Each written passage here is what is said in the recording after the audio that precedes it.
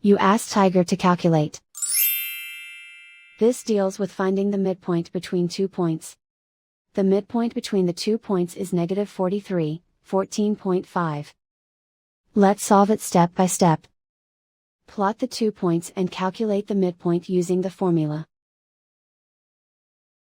The coordinates of point 1 are, x1 equals negative 60, y1 equals 84. The coordinates of point 2 are, x2 equals negative 26, y2 equals negative 55. PM represents the midpoint of the 2 points.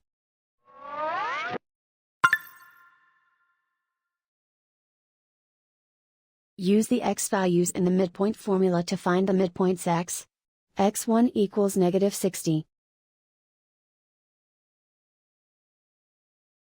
x2 equals negative 26. Simplify the arithmetic.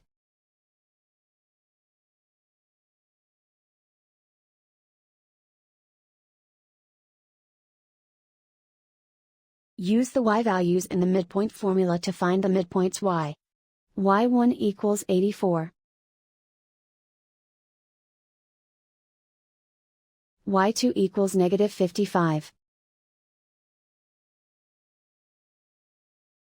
Simplify the arithmetic.